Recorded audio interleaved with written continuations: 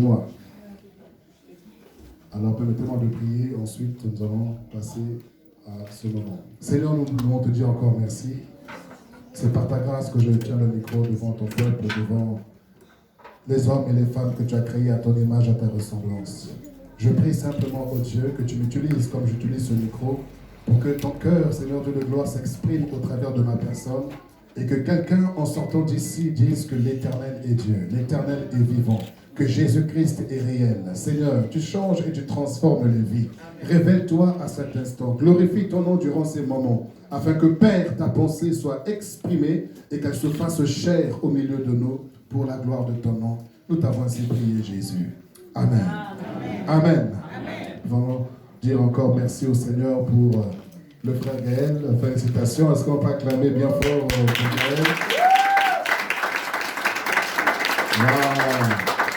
Félicitations. Est-ce qu'on peut acclamer encore bientôt madame, la madame, parce qu'ils sont déjà plus comme étant monsieur et madame. Alléluia.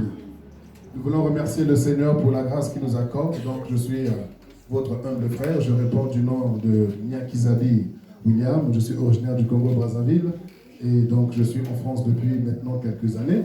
Par la grâce de Dieu, je fais donc mes études ici, depuis l'école primaire jusqu'à l'université. Et j'ai rencontré Jésus ici. Et je me suis également marié ici. Donc, vous avez vu mon épouse. Je vais bientôt lever. Voilà. Avec elle, nous totalisons ensemble bientôt, par la grâce de Dieu, 22 ans de mariage. Voilà. C'est possible. Donc, elle s'est mariée, elle avait 20 ans. Je me suis marié, j'avais 23 ans.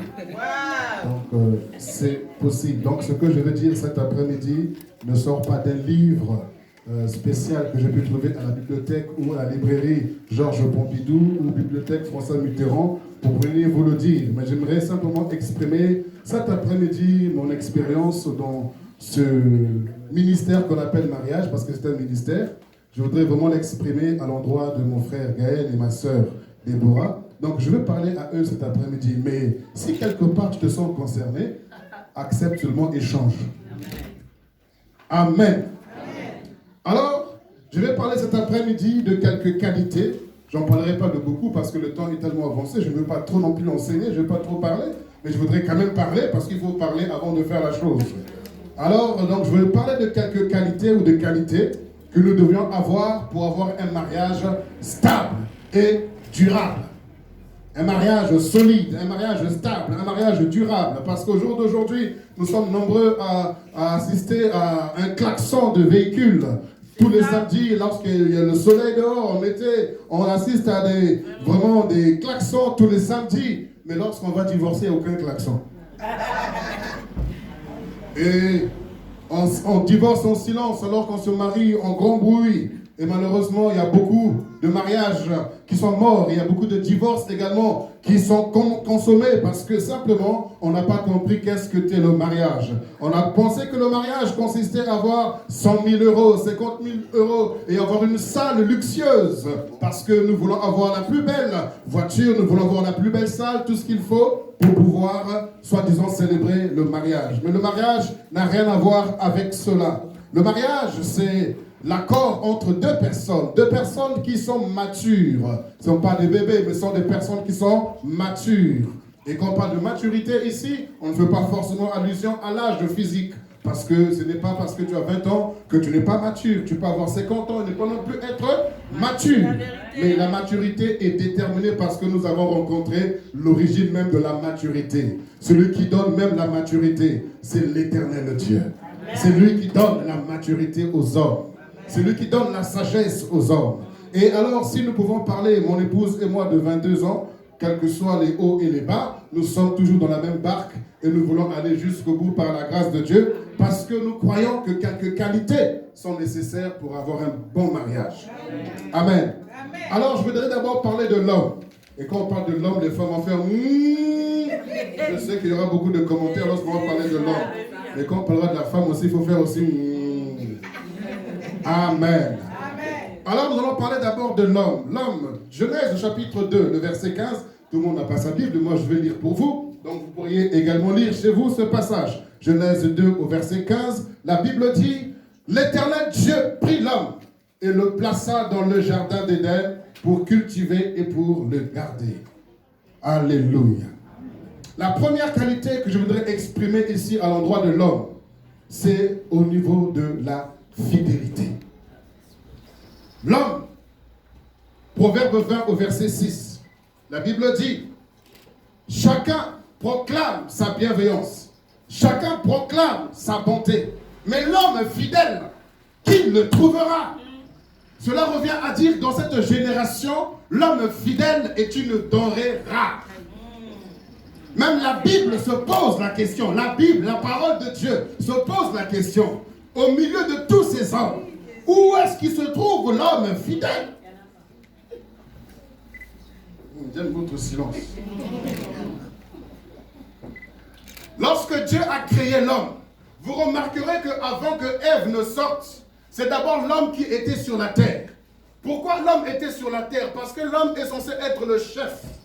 Quand on dit chef, ce n'est pas un dictateur. Quand on dit chef, ce n'est pas un tyran. Quand on dit chef, c'est un superviseur. C'est une personne qui veille, Amen, qui surveille, qui contrôle, qui regarde si tout va bien. C'est ça un superviseur. C'est ça un chef. Ce n'est pas celui qui crie seulement. Ce n'est pas celui qui frappe. Ce n'est pas celui qui insulte ou qui méprise sa femme. Mais un véritable chef est une personne qui supervise et qui veille. Et c'est pourquoi la Bible nous dit que Dieu, lorsqu'il a créé l'homme, il a mis en lui la notion de cultiver et de garder. Ça, c'est synonyme de la fidélité. Vous savez, au jour d'aujourd'hui, nous avons ce qu'on appelle des mouchoirs. Et ces mouchoirs-là sont à usage unique. Et ceci également est un mouchoir. Et c'est ce que nos parents utilisaient autrefois, et pour s'essuyer le front, et pour se moucher également. Et lorsqu'ils rentraient le soir à la maison, ils le lavaient et le faisaient sécher. Et ils le reprenaient le lendemain, et il était comme neuf. Mais au jour d'aujourd'hui, on a remplacé la stabilité par l'instabilité. Pourtant, il est tout beau, il est tout propre, il est mignon, mais à usage unique. Et cette notion, vous savez, ce que nous faisons tous les jours, devient notre mentalité, notre caractère, sans le savoir. Ce que nous faisons tous les jours devient même carrément une culture, une tradition, sans le savoir. C'est pourquoi lorsque Dieu a dit que l'homme doit cultiver et garder le jardin, pourtant on parle d'un jardin, mais Dieu est en train de donner la notion à l'homme de savoir cultiver, de savoir garder, d'être fidèle, d'être vigilant, de veiller et de surveiller. Rien que par les actes de tous les jours, par tout ce que l'homme pouvait faire tous les jours, l'homme était en train d'acquérir une mentalité de fidélité, une mentalité d'un superviseur. Et au jour d'aujourd'hui, cette mentalité, la Bible se pose la question, l'homme fidèle, qui le trouvera? Alors que ce qui fait la bonté d'un homme, la Bible nous dit, je lirai ce proverbe rapidement, le proverbe 19, le verset 22. J'aime bien ce passage, je ne serai pas long. Vous me suivez toujours? Parce que votre silence, j'ai l'impression qu'on est à un cimetière. Non. On est toujours au mariage? Oui. Ok, vive le marié. Le proverbe 19, le verset 22, la Bible dit, ce qui fait le charme d'un homme, c'est sa bonté. Et mieux vaut un pauvre qu'un menteur. Ce qui fait le charme d'un homme, ce ne sont pas ses costumes. Ce qui fait le charme d'un homme, ce n'est pas la belle voiture qu'il peut avoir. Ce qui fait le charme d'un homme, ce n'est pas la belle maison qu'il peut avoir. Ce qui fait le charme d'un homme, ce ne sont pas les belles chaussures qu'il collectionne ou son compte en banque qui soit garni ou pas. Ce n'est pas ça qui fait le charme d'un homme. Ce qui fait le charme d'un homme, c'est sa bonté. C'est la bonté qui fait le charme d'un homme. Les femmes ne recherchent pas forcément ton luxe. Non. Tu leur présentes ton luxe parce que tu caches en vérité ta méchanceté. Tu caches ce qui est mauvais en toi en brandissant devant les richesses que tu peux avoir. Chaque homme peut proclamer sa bonté. Mais l'homme fidèle, qui le trouvera? Qui trouvera l'homme fidèle? La femme a besoin d'être en sécurité. La femme a besoin d'être en sécurité. Et pour qu'elle soit en sécurité, ce n'est pas avoir une villa avec un mur de 3 mètres de haut, avec des champs tout autour pour garder la maison. Ce n'est pas ça la sécurité. Parce que malgré tout ça, il y a toujours des vols. Même pas sur ton compte en banque, on peut te voler sans pourtant que tu t'en rendes compte. Ce n'est pas ça qui fait la sécurité d'une femme. La femme se sent en sécurité lorsque l'homme en face de lui est bon et fidèle. Amen. Femme, dites-moi amen quand même. Amen, amen, amen. Oh, je parle pour vous et puis vous m'encouragez pas.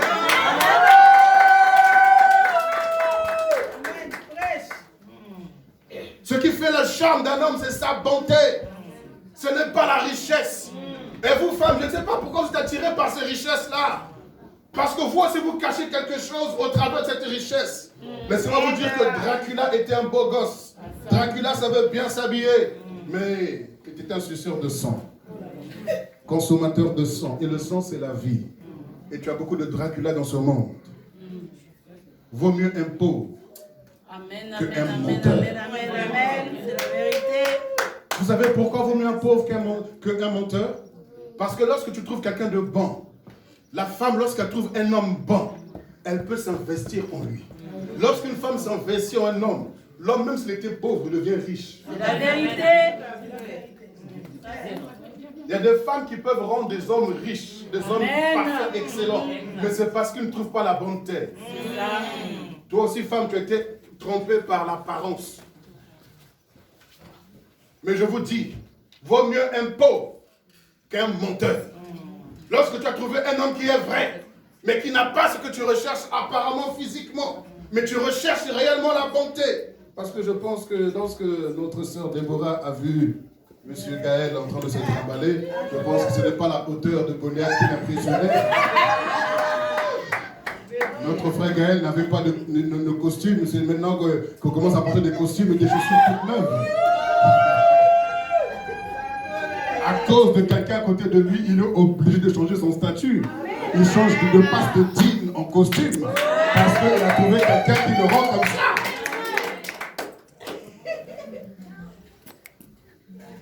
Ce qui fait le charme d'un homme, c'est sa bonté. Les femmes n'ont pas besoin d'un homme méchant. Je ne sais pas pourquoi aujourd'hui la jeunesse aime bien les racailles. Vous savez l'histoire de la bête et la bête. C'est ce que nous voyons dans le couple d'aujourd'hui. Les femmes aiment bien les racailles. Pourquoi? Parce que quoi être en sécurité avec une racaille? Mais en vérité, tu n'es pas en sécurité parce que tu es en prison toi-même. Il faut rechercher la bonté. Hommes entre nous, hommes, cherchons à être bons. Soyons bons. Soyons bons. Un homme qui est bon, c'est un homme qui sait pardonner. Un homme qui est bon, c'est un homme qui est patient. Un homme qui est bon, c'est un homme qui peut comprendre sa femme. Un homme qui est bon, c'est un homme qui peut écouter sa femme. Prends le temps d'écouter la femme. Lorsque tu ne prends pas le temps d'écouter ta femme, il y aura une autre oreille qui va l'écouter. Et quand l'autre oreille quelle oreille? Il y a risque que le cœur soit gagné.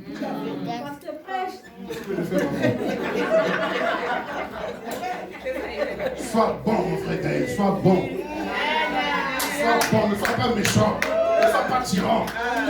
La bonté va la maîtriser, va la calmer, va la sois bon. Apprends à l'écouter. Apprends à être patient. Quelles que soient ses erreurs ou ses failles ou quoi, apprends à être patient. Sois prompt, sois rapide à pardonner. Ne fais pas une semaine, ça c'est les femmes qui font ça. Tu dois pardonner le même jour.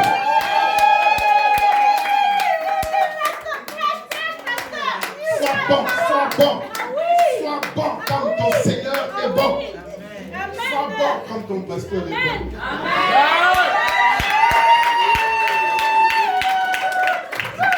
Sois un bon garçon, sois un bon garçon. Un garçon qui veille sur sa femme. Un garçon qui regarde, qui veille et qui est là.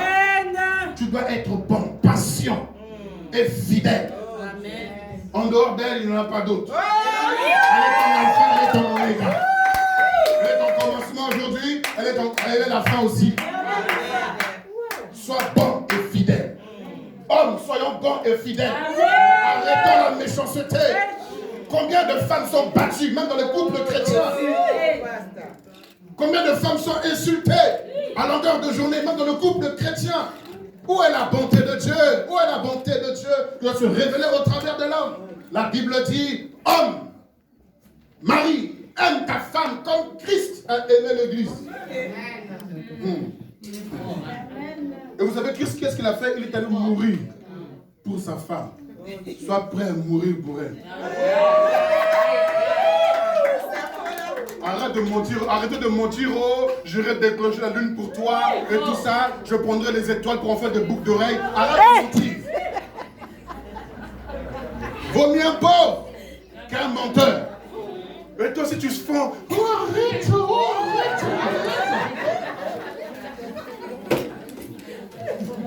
Non, on en a marre des menteurs. Un homme vrai, un homme qui t'aime, doit t'amener à ce niveau-là. Il doit t'amener à ce niveau-là. S'il ne t'a pas encore amené à ce niveau-là, c'est un escroc.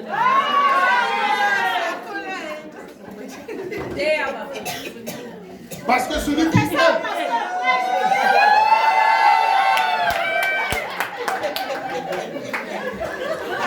je ne sais pas si c'est une pierre qu'on m'a lancée ici. Ou si c'est de l'argent qu'on m'a lancé.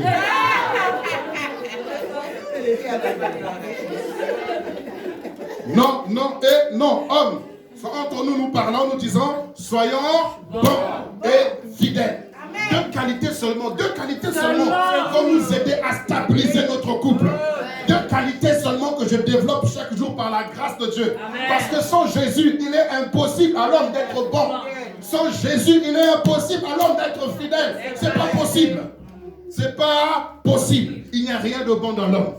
C'est Jésus qui nous rend capable d'être bon et qui nous rend capable d'être fidèle. Amen. Comme je vous ai dit, à cause du temps, je ne peux pas rester trop longtemps. Maintenant, allons à la matière première. La femme. La femme. Allons dans Genèse chapitre 2, le verset 18. Quelle est la qualité que la femme doit développer? Genèse chapitre 2, le verset 18. La Bible dit, l'Éternel Dieu dit, il n'est pas bon que l'homme soit seul. Je lui ferai une aide semblable à lui. Et regardez le verset 21 et 22. Alors l'Éternel Dieu fit tomber un profond sommeil sur l'homme qui s'endormit. Il prit une de ses côtes et referma la chair à sa place. L'Éternel Dieu forma une femme de la côte qu'il avait prise de l'homme. Et il a fait venir vers l'homme. Vous voyez la qualité de la femme. Il dit, il n'est pas bon que l'homme soit seul. Je lui ferai une aide semblable. Écoutez bien, on parle d'une aide. Lorsqu'on parle d'une aide, on parle d'un secours. Lorsqu'on parle d'un secours, on parle d'un appui. Lorsqu'on parle d'un appui, on parle d'un équilibre. Une maison ne peut pas être bâtie s'il n'y a pas de fondement et s'il n'y a pas de colonne. Une femme, elle est une aide. Comprenez, femme, vous n'êtes pas n'importe qui. Et que les hommes, nous comprenons aussi que nos femmes ne sont pas n'importe qui. Parce qu'on nous dit, je lui ferai une aide, un secours, un soutien, une béquille. Cela revient à dire que l'homme, lorsqu'il est créé, il n'est pas complet. Amen. Parce que ce qui est complet n'a pas besoin d'aide. Un homme qui est complet n'a pas besoin d'aide. Et aider là, c'est pas aider à faire la vaisselle. Aider là, c'est pas aider à changer les couches de l'enfant. Homme, tu sais aussi changer, tu dois aussi changer les couches de l'enfant. Homme, tu dois te réveiller aussi à 2h du matin pour donner le biberon au bébé. Parce que quand tu étais là-bas sur la dame en train de faire le catch, tu étais content. Le résultat que cela a produit, réveille-toi toi aussi. Donne le biberon toi aussi. Donne le biberon. Change la couche toi aussi, change la couche. Je lui ferai une aide semblable. Donc, comprenez, femme, que vous n'êtes pas là pour comme une roue de secours, non. Vous êtes là comme un équilibre pour l'homme. Une stabilité pour l'homme. Sans vous, femme, on n'est rien. Même Hitler avait besoin d'une femme.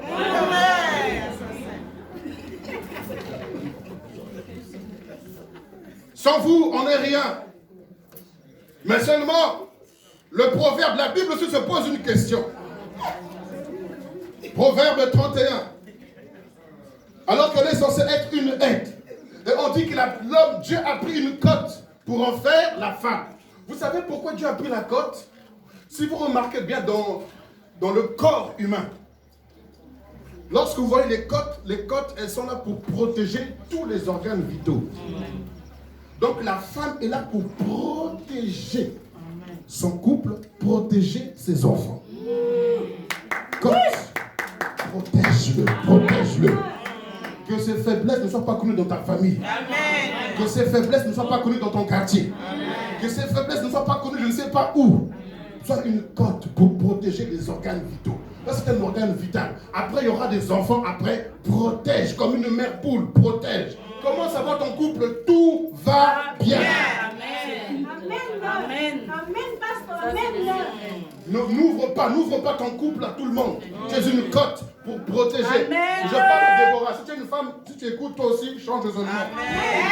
Sois une côte pour protéger les organes vitaux au sein de ta famille, au sein de ton foyer. Protège. N'expose pas. Non.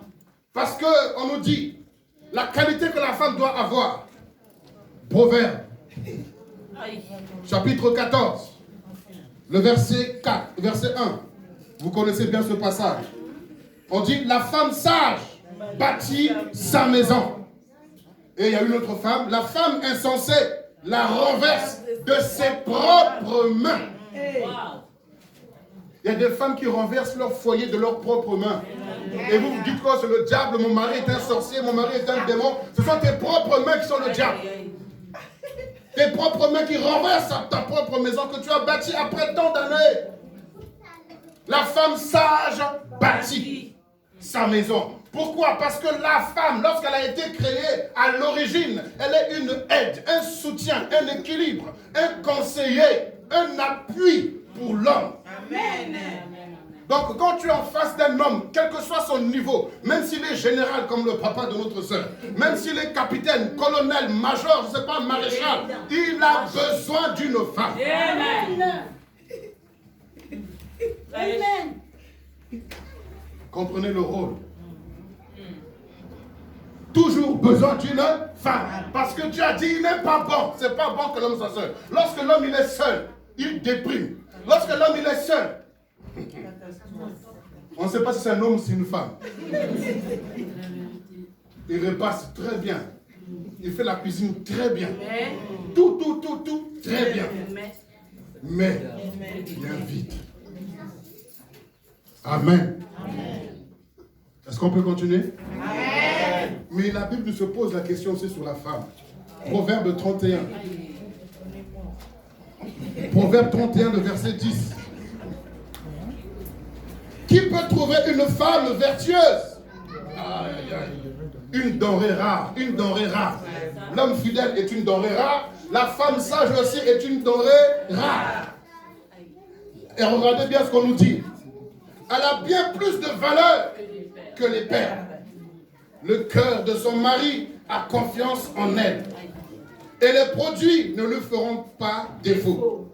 Elle lui fait du bien et non du mal. Tous les jours de sa vie. Voilà. Est-ce que c'est toi dont la Bible parle? Oui. Il faut me répondre oui ou non. Oui. Mais il faut t'approprier cette parole pour dire oui. Oui. J'étais à dire oui. Voilà. Qui peut trouver une femme vertueuse, une femme sage? Qui peut la trouver? Elle fait du bien à son mari et le cœur de son mari est confiant. C'est-à-dire quand il est au travail, il n'a pas de soupçon dans sa tête, il n'a pas mal à la tête.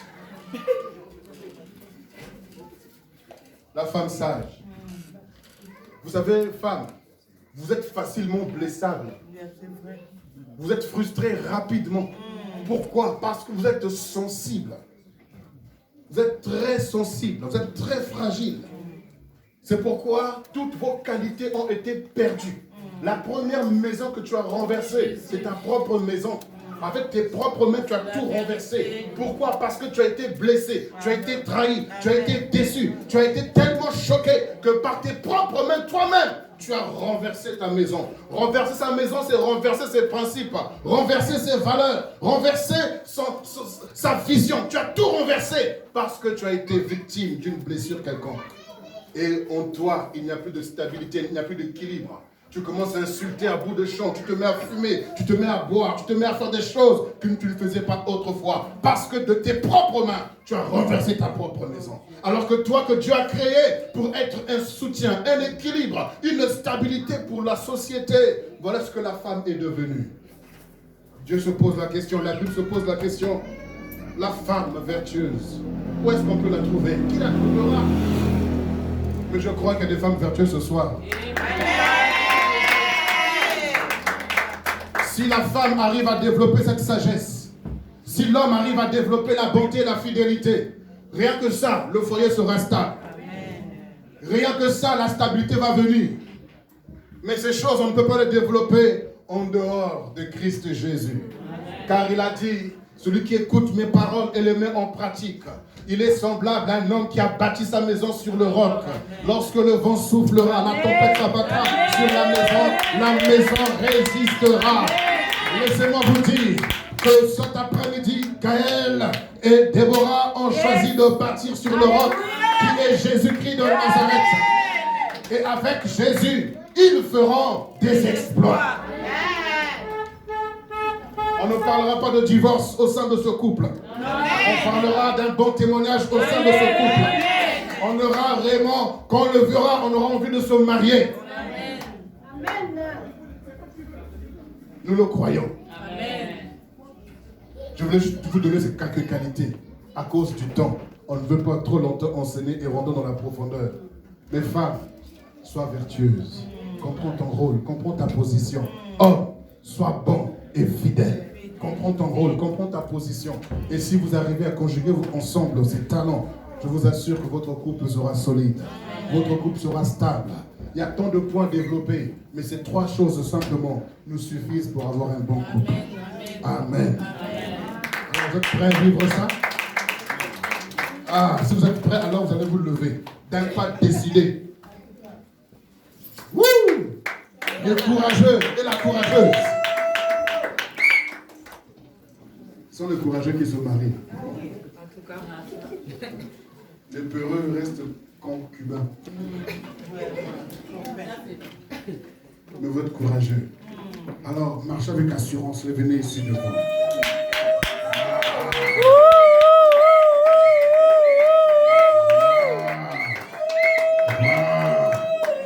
Voilà, il y a des gens qui n'ont pas écouté la parole, ils sont maintenant venus quand même. On était légèrement là. Non, mais on a touché personne. Est-ce que j'ai dit quelqu'un? Il y a des gens seulement. On écoute là-bas. Alléluia. Voilà. Non, je vais me mettre au milieu. Je vous sépare quelques instants. Parce que pour l'instant, vous n'avez pas encore dit le mot qu'il nous faut entendre. Ah! Est-ce qu'on peut acclamer comment pour ce joli couple? Oh, il y a des jaloux parmi nous, quoi. Est-ce qu'on peut acclamer pour ce joli couple?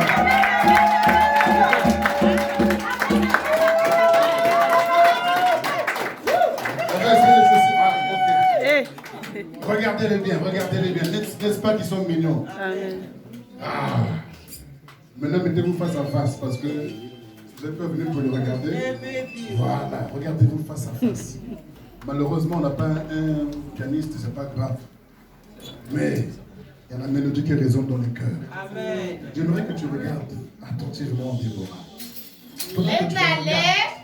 Pendant que tu la regardes, regarde un peu le premier jour que tu l'as rencontrée. Et tout le parcours que vous avez eu à faire jusqu'au jour d'aujourd'hui. Regarde-la, regarde-le dans les yeux. Depuis le jour où il est venu s'approcher avec toi avec un joli sourire.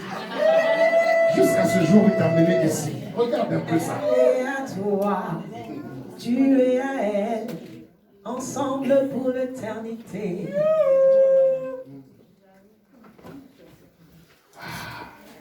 C'est fini? Alors, s'il y a quelqu'un dans la salle qui a quelque chose contre ce couple à dire, qu'il se lève et qu'il sorte de la salle. Amen. Ou alors qu'il reste et qu'il se taise à tout jamais. À jamais. Parce que c'est méchant, d'accord, jusqu'à ce moment-là, tu vas te lever et parler. Il fallait parler avant. Si tu veux parler, il faut te lever et sortir. Sinon, tu restes assis et tu te tais à tout jamais. Tout ce que tu peux faire, c'est wou. Alors, les alliances. Voilà. Avant d'abord, on va d'abord attendre. Ça, c'est qui pour qui? Pour qui? Chacun va prendre son chacun. Prends juste l'alliance. Hey, je veux me prendre la boîte. Ok. Voilà. Ok. On n'est pas encore arrivé à là. Alors vous êtes regardés attentivement. Là, il n'y a pas eu de voile. Donc, c'est pas qu'on a changé Déborah avec Janie ou avec Carole. Donc là, il n'y a pas de voile. C'est elle, non? C'est bien elle. Ok, on n'a pas menti. Ok. Donc, avant de pouvoir célébrer, est-ce qu'il y a les parents, donc maman, ou le grand frère est où? Il est dehors. Il est dans la salle, il est dans la salle. Dans la salle? Ah, de l'autre côté. Oui, de l'autre côté. Ouais. Ok. Donc, la famille. Merci n'est pas là. Notre sœur Déborah, est-ce que vous connaissez cet homme? Vous le connaissez? Oui, on le connaît. Il n'est pas passé par la fenêtre? Non. Ni par le toit? Non. On parle à la famille. Hey. Tout droit. Tout droit. Par la porte. On a commencé par la fenêtre avant. Il est ressorti. Mais maintenant, il est rentré par la porte. D'accord. C'est la famille dit oui, c'est bon. Ok. Et du côté de mon frère Gaël, est-ce que vous connaissez cette belle dame? Oui. Vous la connaissez? Oui. Donc aujourd'hui, je peux bénir le couple, il n'y a pas de problème. Oui. Ah, c'est bon. Si la mairie est d'accord, si la famille est d'accord, l'église n'a pas de problème. Alors, laisse d'abord la bague là pour l'instant. Mon frère Gaël, en ce jour du samedi 15 juin 2019 à 18h15 minutes. 19h. Ah, pardon, j'ai fait te faire gagner, ils n'ont pas voulu. 19h15 minutes. Alors, devant maman et tous les frères et sœurs, les cousins, cousines, neveux, nièces, enfants, devant toute cette famille, devant les serviteurs, les servantes de Dieu, devant l'église du Seigneur et devant le Seigneur lui-même assis sur son trône. Acceptes-tu aujourd'hui de prendre cette sœur, Déborah, de la prendre pour épouse, de la chérir, de l'aimer, de la protéger, de veiller sur elle, de lui être fidèle au jour d'aujourd'hui, jusqu'à ce que la mort vous sépare ou jusqu'au retour du Seigneur Jésus? Oui. Amen, amen, amen, amen. Est-ce que vous êtes d'accord? Est-ce que votre oui là, est-ce que son oui est convaincant? Votre oui est un peu éduquant. Alors, est-ce que tu le veux? Oui. Est-ce qu'on peut acclamer le Seigneur pour ce grand oui?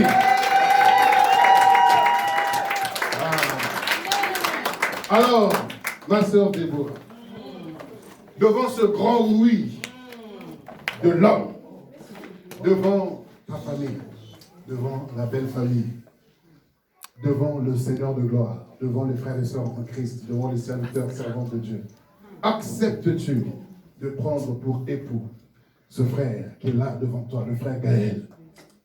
Acceptes-tu de l'aimer, de te soumettre à lui selon la parole de Dieu, de veiller sur lui, de l'encourager, de le soutenir, d'être une aide semblable pour lui, de lui être fidèle au jour d'aujourd'hui, jusqu'à ce que la mort vous sépare ou jusqu'à ce que le Seigneur Jésus revienne? Oui. Alléluia.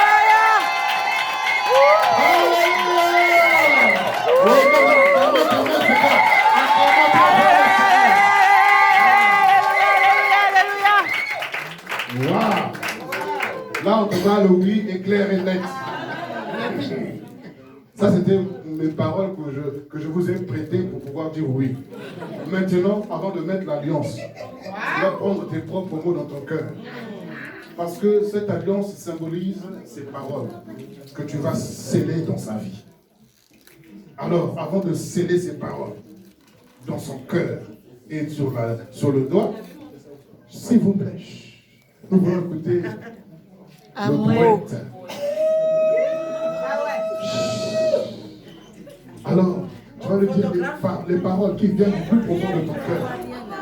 Hein? Tu les regardes droit dans les yeux. Il y a des photographes. Ah, vous distrait, c'est ça? Voilà, ils doivent faire leur travail parce que si jamais Gaël oublie, voilà. Donc, c'est juste un peu vous baisser sur le côté, voilà. Ok, alors mon frère Gaël, rapprochez-vous. Ok. Maintenant, regarde là dans les yeux. Chut. Déborah. Déborah. À ce jour, du 15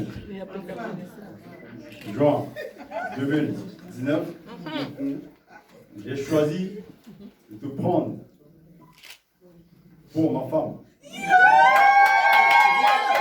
De rester fidèle et rester attentif et bon,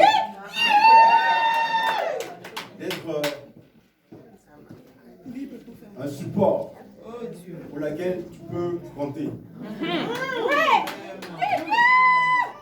On a traversé beaucoup de choses et je pense qu'on est arrivé à une étape pour laquelle on va passer à une autre étape. Je prie sur mon Dieu de nous donner le courage de pouvoir se supporter, d'accepter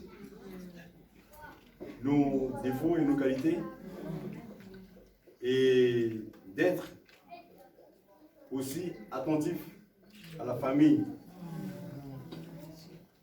qui nous allons unir à travers notre relation. Amen. Et je prie Dieu que Dieu nous donne à surmonter toute épreuve. Amen. Et à pouvoir rester soudés et connectés en Seigneur Jésus-Christ.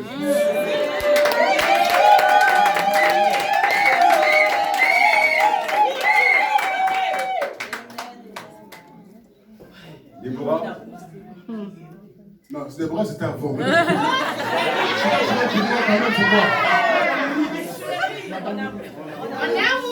tu n'es pas habitué.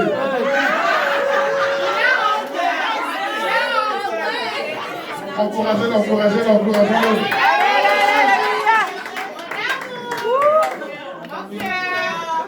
fait, j'ai pas cette habitude parce que j'ai l'habitude de l'appeler mon chou.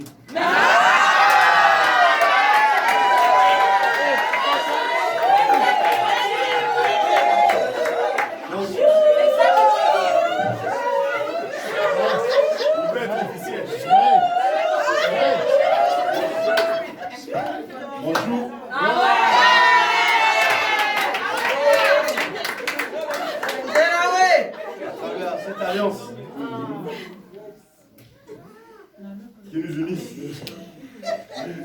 nous unissent jusqu'à la mort. Et que Dieu, à travers tout ce qu'il a fait en moi, me donne encore à t'aimer plus et encore et encore.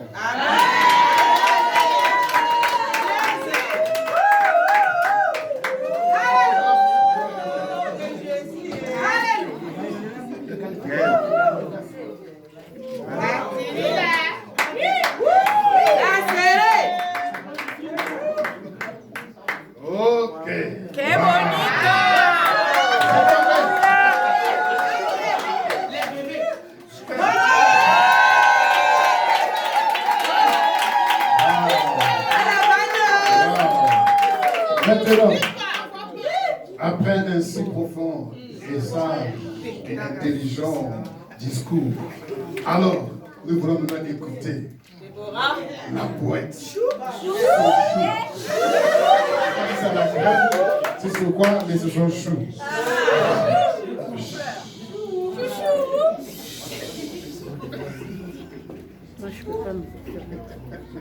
Mon chéri.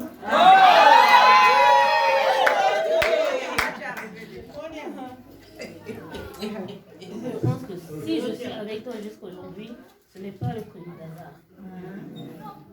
Parce que j'ai eu à te connaître, à connaître ton cœur, à savoir qui tu es, peu importe tes défauts. Tu as un bon cœur. Tu m'as beaucoup soutenu. Amen.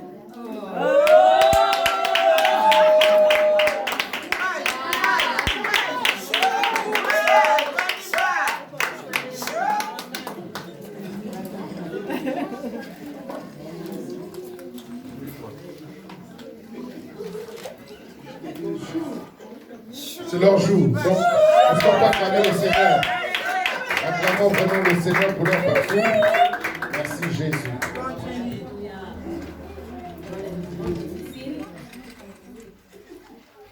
De ma vie, j'ai eu à traverser plein de choses. Mais tu as été là. Tu m'as apporté beaucoup de soutien, beaucoup d'amour. Et je ne sais pas ce que je peux ajouter de plus. Dieu connaît mon cœur et il sait que je suis sincère dans l'engagement que je suis en train de prendre. Amen. Amen. Sache que je t'aime.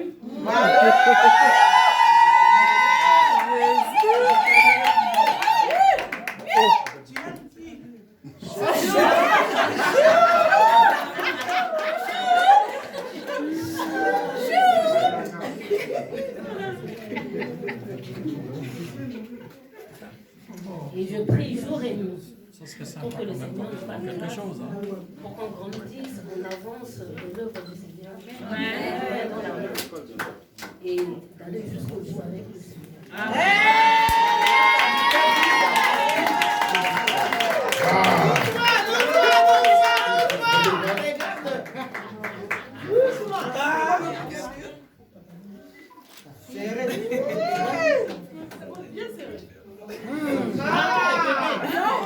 Ok, mettez-vous de l'eau. Voilà, le photographe.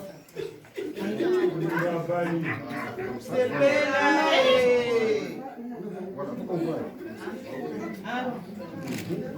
Nom de Jésus. Rapidement, parce qu'on va prier pour eux. Voilà. Merci, photographe. Est-ce qu'on peut avoir un panne, s'il vous plaît? Un panne? Juste un panne pour qu'ils puissent agenouiller et puis on va prier pour déclarer. Merci. C'est bon déjà, c'est bon. Ok, merci. Voilà. Merci. Ok. Mets-toi à genoux. Mettez-vous à genoux. C'est pas devant moi, hein. C'est devant le Seigneur que vous mettez à genoux. Voilà.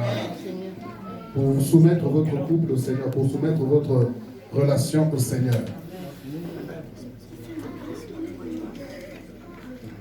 Prenez-vous une main dans la main, de deux mains. Laisse le mouchoir. Voilà. Alors, s'il vous plaît, on va prier pour bénir ce couple.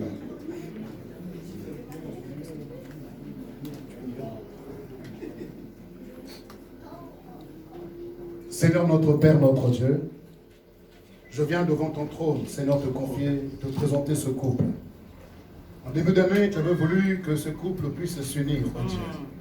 Et tu l'as fait au 6e mois de cette année. Tu es fidèle, tu nous as dépassés, tu nous as devancés, tu as été, Seigneur Dieu, plus rapide qu'on a pensé au Éternel. Tu es le maître des temps et des circonstances. Les familles et nous-mêmes avons été surpris. Et eux-mêmes aussi ont été surpris par la tournure des événements. Mais c'est toi qui es au contrôle de leur vie. Et Seigneur, je ne suis qu'un canal, un instrument pour libérer la grâce, la bénédiction sur ce couple, ô Éternel Dieu. Merci parce que je sais qu'ils ont honoré la famille, ils ont honoré les autorités et ils sont en train d'honorer, Père, ton autorité à toi ainsi que celle de l'Église. Et à cause de leur fidélité, de leur amour, je déclare ce couple uni par les liens sacrés du mariage. Que l'homme ne sépare pas ce que tu as joint, Seigneur. Je prie que la grâce, les faveurs qui sont attachées à ceux qui t'honorent dans le domaine du mariage, soit le partage de ce couple. Loin de la stérilité, loin de la pauvreté, loin de les malédictions, les liens de famille, loin de Père, toutes les incantations contre leur vie, dans le nom de Jésus-Christ. Laisse que la grâce qui est attachée au mariage remplisse et recouvre ce couple. Qu'ils avancent dans une autre dimension. Qu'ils avancent, oh Dieu, dans un autre élan de cœur avec toi. Merci, tu les aides à devenir une seule personne. Tu les aides à devenir un seul cœur, une seule âme, un seul esprit pour ta gloire. Merci Seigneur, parce que tu les dévances, oh Dieu, et tu mets en déroute leurs ennemis, leurs adversaires, leurs oppressions, les attaques sont nulles et sans effet. Parce que nous déclarons ce couple marié, Seigneur. Nous les déclarons unis, Seigneur. Nous les déclarons prospères à tous égards. Nous les déclarons forts. Nous les déclarons, Seigneur, comme étant réellement un couple qui va te servir. Un instrument entre tes mains. Dans cette génération. Merci, ô Éternel. Parce que ce que nous scellons sur la terre est scellé au ciel. Nous déclarons, Père, ce couple uni. Et au ciel, ils sont unis. Que l'homme ne sépare donc pas ce que l'Éternel Dieu a joint en ce jour. Au nom de Jésus. Amen.